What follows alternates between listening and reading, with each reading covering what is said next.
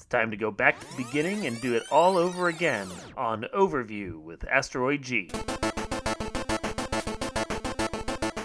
You're listening to Not So Live from Asteroid G. I'm Mike Finkelstein. With me, as always, is... Josh Schaefer, Esquire. And Queen Bee. Just Esquire? You're not going for anything else special there? Nope. I don't even know how to transition off of that. You gave me nothing. So, today I'm the Esquire for Warner Brothers when they sue us for talking about anything DC related on a podcast. Oh, we can chat about them. So long as we don't try and name this as like something specific, like who watches The Watchmen, which is what we're going to be talking about, watching Watchmen, because we all watched it and now we can talk about it. See, that was a good segue, right? Thank you. That was good. You finally teed me up there. I appreciated it. No problem. That was highbrow humor. So, a few weeks ago, at this point, HBO finished up their run of the first season of the Watchmen TV show, which may be the only season of the Watchmen TV show. And that gives us the perfect opportunity, now that we've all watched it and watched the movie, and most of us have gone through the comics, to actually discuss Watchmen as a kind of overview of the entirety of that series at this point, because it is now a series. So, probably the best thing to do is start off with the comics, which I'm not sure, Queen Bee, if you've actually read them. I have not read them. I have seen them, but they didn't hold my interest. That's fair. I was going to say, the comics are a seminal work of the 80s that I think is very specific to the 80s. I know I caught them, I got the trade paperback of it 20 years after it came out, and it didn't really have the same impact for me as it would have if I'd been an adult and reading them back in the day. I mean, I was like 4 or 6 when they came out, and those were not for me. No. Josh? I mean, I've read them, but like you, I read them probably a good 20 years after they came out as well. Yeah. It's a very heavy comic book, and not just because it's full of novel, issues. Yeah.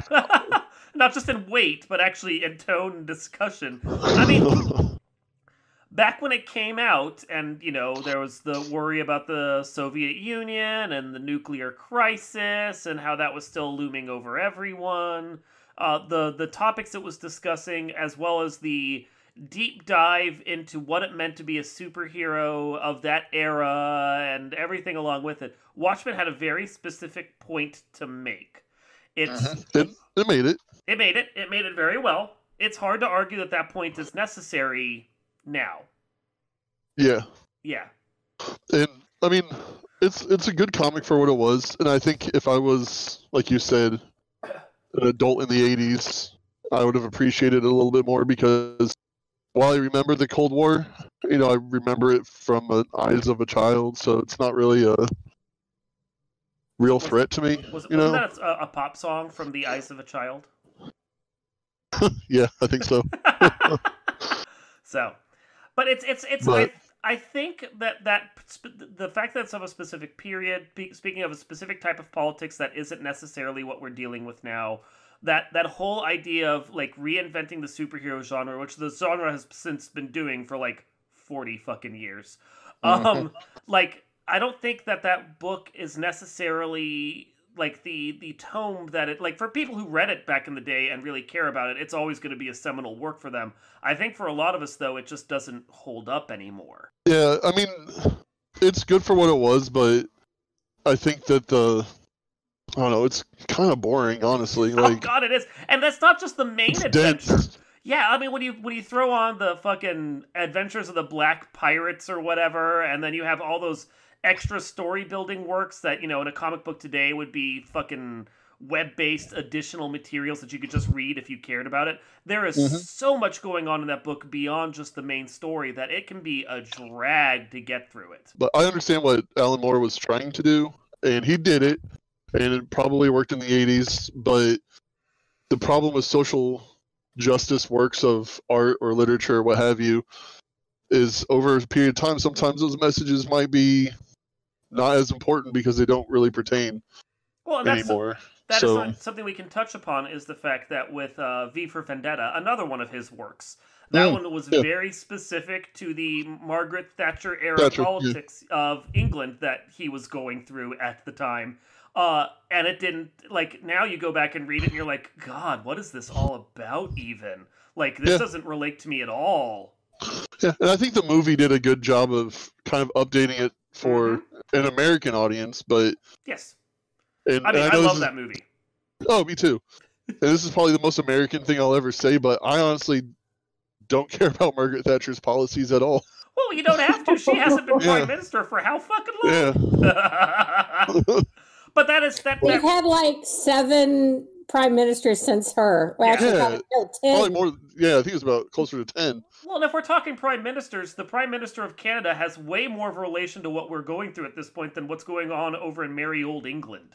Yeah, he has to deal with us. He does. And we occasionally have to go up north to do things. Like, the Canada is actually much more relevant to the United States than England is at this point. Yeah.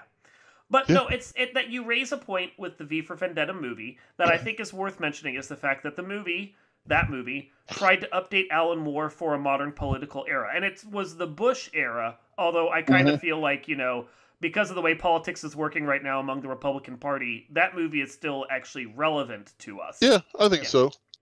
Whereas the Watchmen movie, which is the next part of this discussion we should talk about, and I know we've all seen it, the Watchmen movie tried to be very specific to the comics and not do a political update at all. And I think that's among the various reasons why that movie sucks. That's one of the reasons why that movie sucks. Yeah. Like, I didn't mind the movie too much because it was, I think, the first Zack Snyder film I've seen. No, 300 came out before that, didn't it? Probably. Yeah. But I liked it. I like the stylized shooting because that kind of works for that movie. Because it's dark and brooding, and his that opening with what song wasn't? Man, I just space on everything. Bob Dylan song. It was with Dylan, like all the yeah. I can't remember what it was called, but I'm not a with Dylan like fan, so. Yeah, unfortunate. Eh. He single-handedly destroyed folk music by playing an electric guitar at a concert. He also finally got his first #1 hit. It's like have you listened to that song? It's like 20 minutes long about the JFK assassination. Well, I mean, when you're stuck at home due to the coronavirus, you've got 20 minutes to kill. Yeah. But so, I am curious about your thoughts on the movies, or the movie. Not just the Zack Snyder aspects of it, but everything else about it. Queen Bee, what is your thought on the Watchmen movie? Well, the Watchmen movie, I only really originally watched it because I'm a fan of the guy who plays the comedian, Jeffrey Dean. Yeah. I'm a fan of his, and I watch, Supernatural, which Josh and I have an affinity for, but you don't. Love for. No. Yeah. And and he's also in Walking Dead, which I don't think that you continually have watched either. So I watched the first 4 or 5 seasons of it. I got up to Negan. I had to admit that show was losing steam for me at that point. Well, it has lost some steam, but it's depending on which episodes you watch. Some are really good, and some still suck. But anyway, I like Jeffrey Dean Morgan, and I think that when I first started watching the movie, it was like, because I didn't know anything at the point when I started watching the movie for the Watchmen, and to find out that he raped the original Silk Stocking, is that her name? Silk Spectre. Silk Spectre. There you go. Silk Stockings was a Skinamax show, I believe.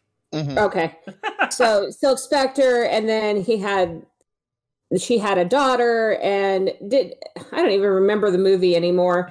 Did he realize that was his daughter? Eventually. Yeah. Eventually. I'm trying to remember. I think in the comics he was hitting on her at one point until the first Silk Spectre wandered along. And was like, why are you fucking doing this? She's your daughter. How do you not know this? Something like that. Yeah. So, but I think the movie kind of glosses over that. Yeah, it does gloss over that because it's like, I'm not understanding until halfway through the movie, you're not understanding what the big deal is. And then you kind of figure out what the big deal is, that he was a rapist and that's his daughter and, that kind of stuff. But aside from that, the overall movie of Watchmen was a little slow. Uh-huh. and very uninteresting to me. And the story plot between Dr. Manhattan and the new Silk Spectre in the movie doesn't work for me. Yeah, they had almost no chemistry. Well, but in the TV show, their former relationship and how it all comes out in the end, how she's brought in as an FBI agent, how she kind of works with Sister Knight to solve the issues and all that kind of stuff. I really liked the character that they brought in as Laura Banks.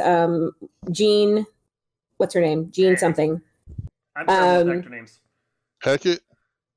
No. Siskel? Gene Wilder? Gene Wilder. Oh, R.I.P. So, no, but you raise a good point there, and I think that's part of the issue is when you read the comics, Dr. Manhattan is a very compelling character, I think in part because of his otherworldliness, but the performance is entirely in your head, and the other characters are entirely in your head. You have just the dialogue, so the inflections and the performance comes from you. Whereas when you're watching it on the screen, I love the guy who plays Dr. Manhattan, that actor who's also in like fucking that band movie. Shit. Are you talking about the Dr. Manhattan from the television show? No, I'm talking about the movie. The movie. I'm trying to remember his, like, Billy Crudup. Billy Crudup, yeah. No, I really like Billy Crudup, but I think he's a fantastic performer. He's been in a lot of other stuff. He's got acting chops. The character that he was given, I think a lot of it just due to the way that Zack Snyder wanted to direct that, is very stilted and maybe a little too otherworldly, although I think Crudup played it really well. And when you watch him, like the sequences in the past for him, he has real emotion he's able to bring to it. Part of the problem, I think, is the fact that the actress playing opposite him as Silk Spectre 2, she's grown to be a very good actress. But at the time, she wasn't. She wasn't. No, she wasn't very solid. It wasn't until I saw her in Children's Hospital, of all things, where she really started to grow on me. Because she's a comedic actress. And, like, given time to grow into a role and just be weird, she really gets good. But it took time for her to find her feet under her, and she's a little off in that movie. But then there's a lot that's off in that movie. Nothing really rings true or right or feels good, and I think that's all Zack Snyder's fault. Yeah. I think Rorschach. I think Rorschach did I can't remember the actor's name, but Jackie Earl Haley. Yes. Yeah. Yes. No, well, he's fantastic in whatever you put him in too. Like, it wasn't for a lack of good casting in a few of these parts. Like, I hate the Nightmare on Elm Street remake because it doesn't really do anything interesting, but goddamn is he not good as Freddy Krueger. Yeah, no, he's amazing. The actor who played Rorschach, and he's just an amazing actor, period. Mm-hmm. And that's what you get. When you get amazing actors, even in a bad script movie, you find out how truly good they are when they're that good. Yeah. Well, Rorschach is my favorite character in the movie. Which is a problem. It's a problem because Rorschach's not supposed to be a good guy. Right. No, he's the more evil, But he did such a good job acting him. I felt sympathetic for him, and I shouldn't be. I should be like, oh man, this guy, he's kind of a fascist. I shouldn't like him. He's a fascist.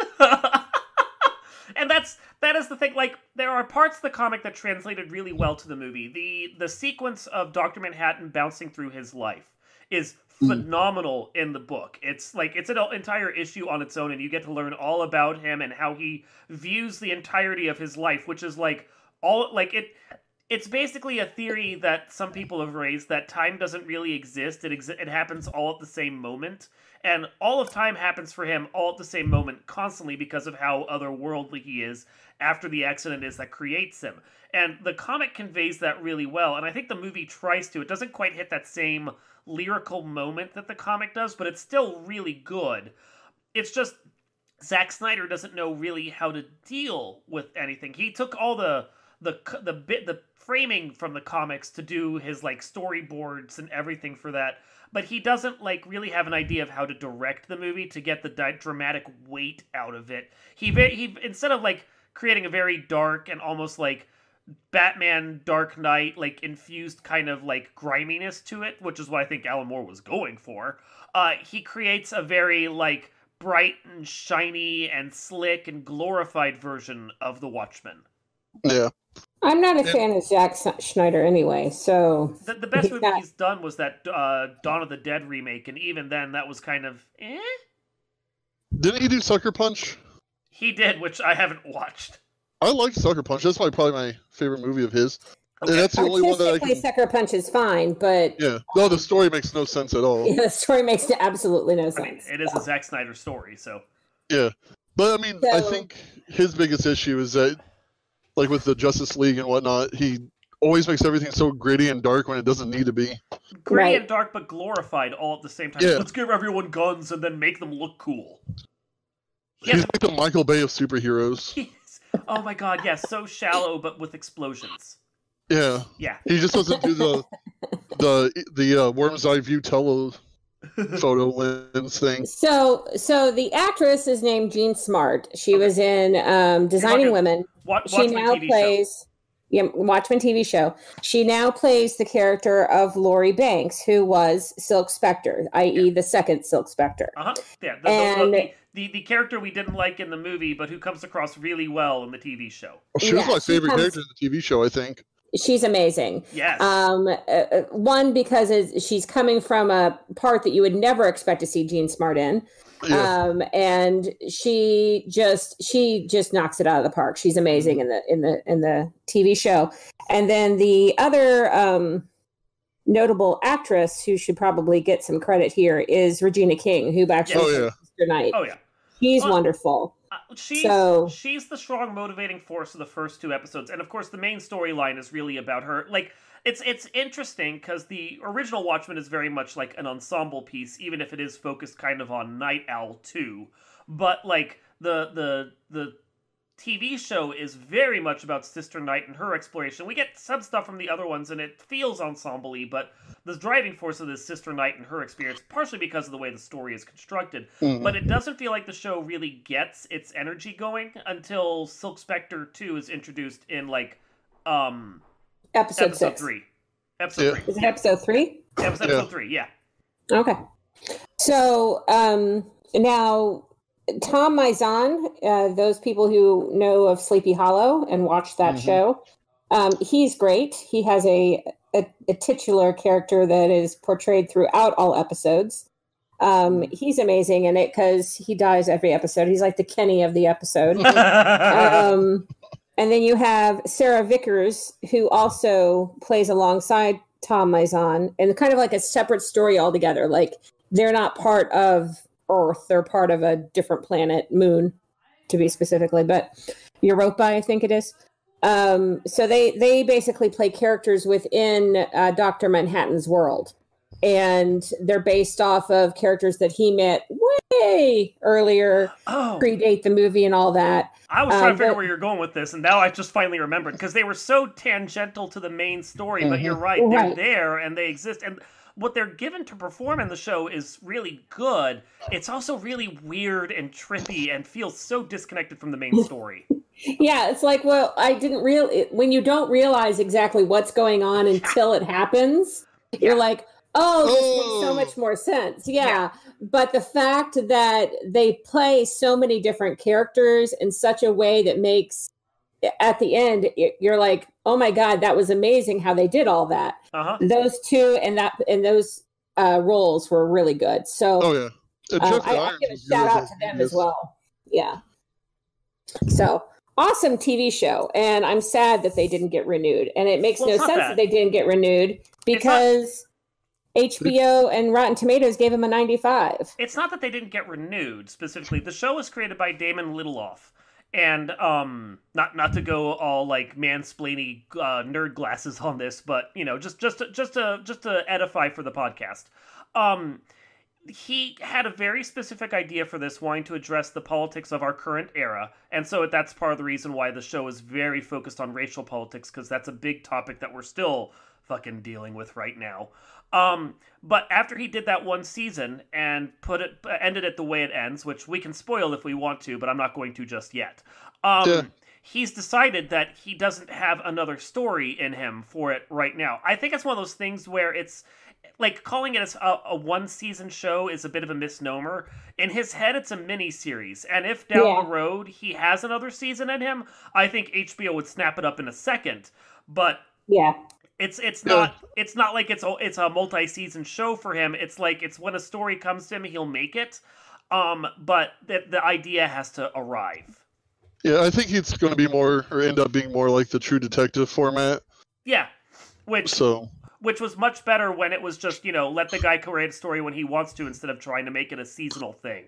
Yeah, because season 2 was garbage. Season 3 was okay. Season 3 of True Detective, I think, is closer to the heights of the first season, but that was first definitely season's way better. Yeah, that's one of those shows, and I think I respect the idea that not doing more than one season of Watchmen and not trying to milk it, is because if you watch True Detective, which is very similar in format and storytelling and style because of how it bounces around and has that dark, weird tone to it, you don't want to try and force that magic to get recaptured over and over again. Do it when it works, and then just kind of let it go. Mm-hmm. Yeah. Fair enough. So yeah, if you want to just break each one down, comic books, they're okay. They were great. Nice idea. Bring it to a movie. The movie was okay for what it was, but it wasn't all that. I mean, TV show, great. It was a great miniseries. I think that the movie illustrates better than anything is the fact that Zack Snyder really doesn't have any idea how to direct superhero movies. Well, I think we've had that discussion before on various things. I'm not a Zack Snyder fan. I think he sucks as a director, and he really needs to stop touching things. He does.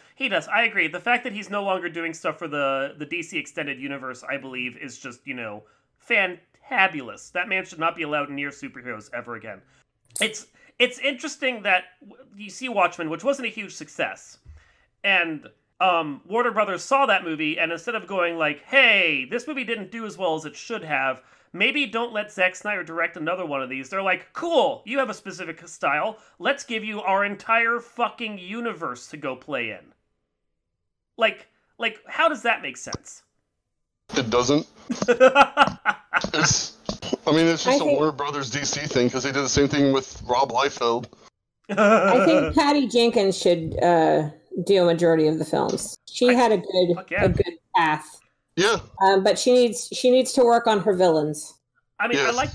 I liked her. I honestly really liked the Birds of Prey movie, which, let's be honest, the Harley Quinn movie also featuring Birds of Prey. Right.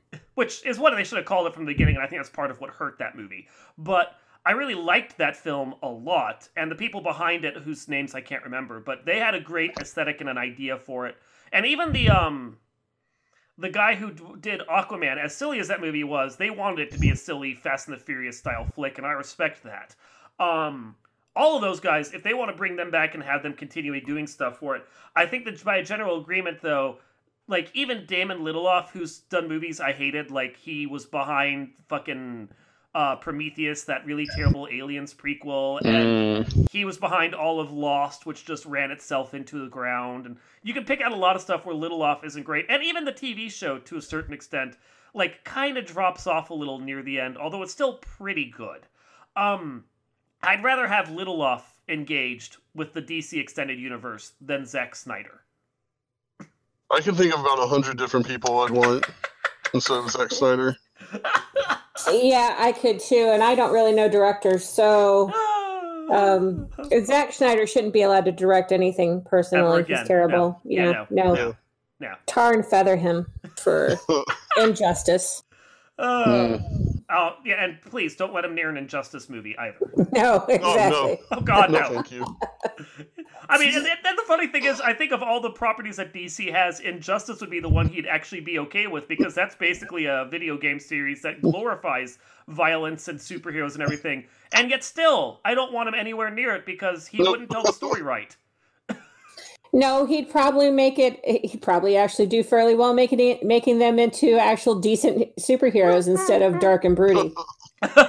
He'd miss the point once again. Yep, exactly. I just want to know what DC, like, and I know we've talked about this in the past, but every time I think about it, it makes me angry, but I just want to know what they're thinking, like, who's on their board that's like, you know what?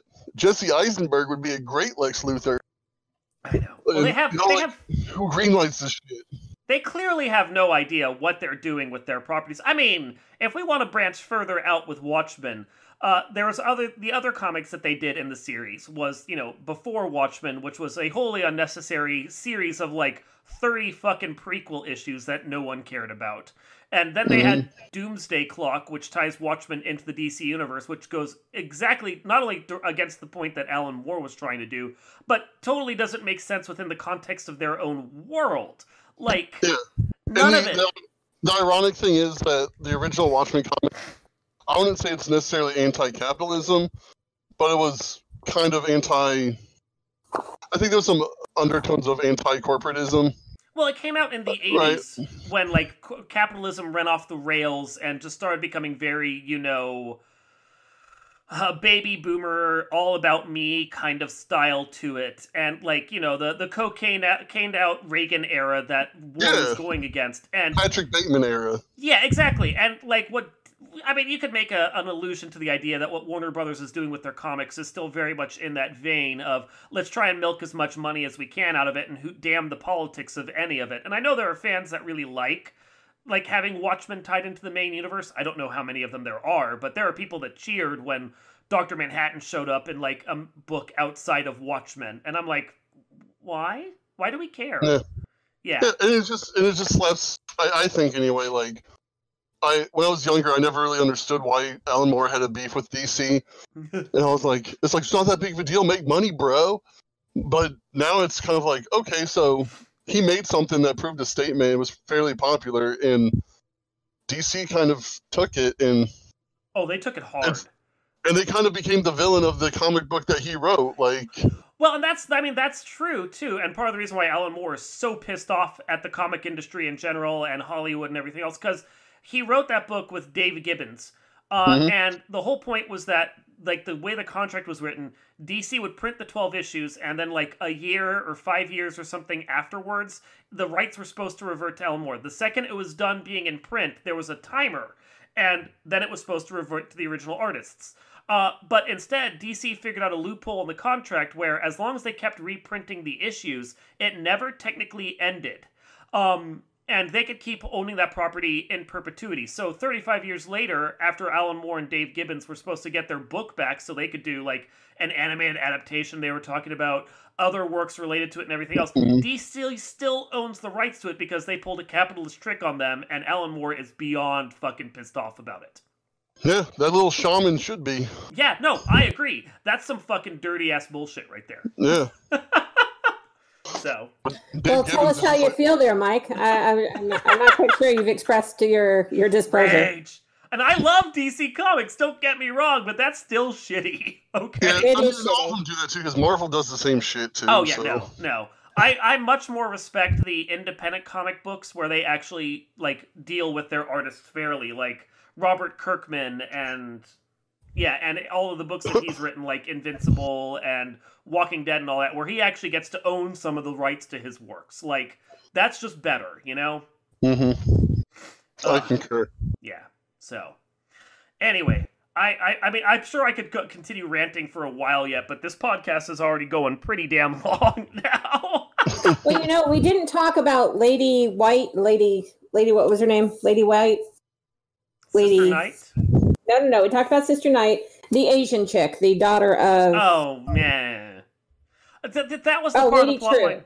Yeah, that was the part of the plot line I didn't care about. Like, I didn't get that villain. I understood Adrian in the original comics. Yeah. Because he had at least had a specific political vision. He knew he was going to be viewed as the villain, and yet he still did what he did because it was the right thing, or the wrong thing for the right reasons, basically. Like, the whole point of the original comic was that the United States and Russia were so at each other's throats over nuclear war, which we were feeling when we were in the 80s, that you needed to make a change. And the change in the world of superheroes was to create an external force that could attack anyone. So he made a fake alien attack that took down, that basically took down, was just an American city, New York? New Jersey, actually. Yeah. Well, no one cares about New Jersey, but he attacked that. And that basically brought it home that A, it wasn't the Americans that did it, so they couldn't attack the Russians. And then B, it forced everyone around the world that had nuclear weapons to go, oh my god, we have an external threat that we can't control.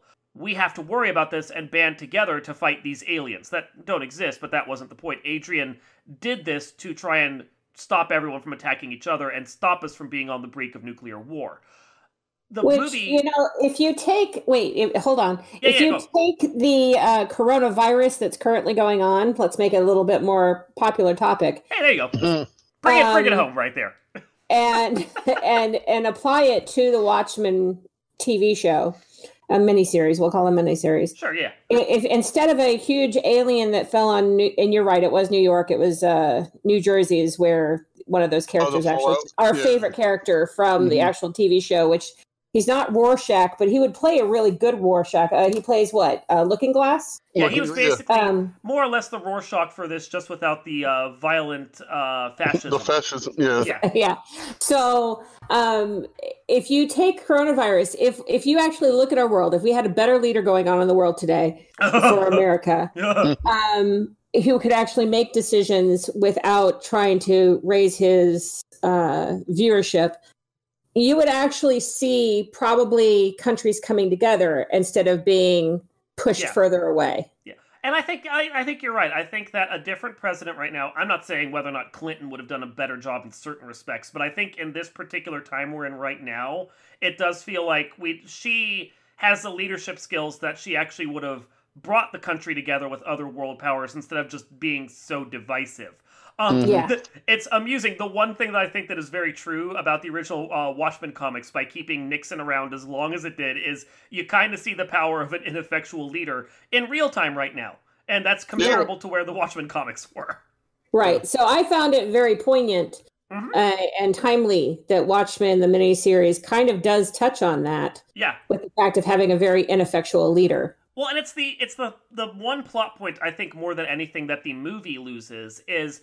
I don't know why they changed the ending. I mean, when I read the comics originally, the alien attack felt weird to me, but like the more I think about it, the more I understand where the comics is coming from. And the fact that the TV show preserves it instead of acting as a sequel to the movie, I appreciate. But the movie changes the ending, and instead of it being an alien attack, it's faked to look like a Dr. Manhattan attack on all the cities of the world.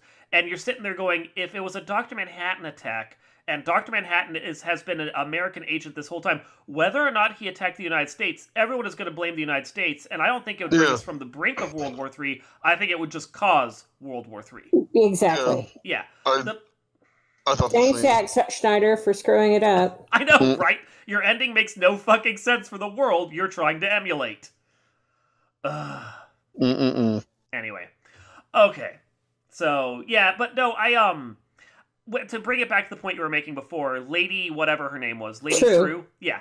I didn't get her, because I get Adrian doing the wrong thing for the right reasons, and being the villain of the piece, even though he sees it in the long term as doing the heroic thing. Like, that's what his point was. I don't see it for Lady True. She sees the power that Dr. Manhattan has, and she wants it for herself. And while she says, I could do all of these things with this power, the point of Dr. Manhattan is that he knows he could do all of those things, but that not doing them is more heroic than doing them. Right. Yeah. And right. Well, again, she proves the whole point is that power corrupts. And she already had all this power. She has more money than she could ever spend. Yeah. She's already the smartest woman in the world. Maybe even smarter than her father, Adrian. Right. Yeah. And she's able to do all these things just because she can't snap her fingers and will it to happen. She's not strong enough or not, not powerful enough. She was literally the most powerful person. She didn't need to be more powerful. And I think that was the whole point, is that power corrupts. That is an aspect that I don't think I picked up on the show, but going back and looking at it now, I respect. And that's a strong point that it was making. Yeah. Yeah. I still didn't like her as a villain. I didn't respect her in the same way I respected Adrian, though. Yeah, that's true. Okay, we got anything else?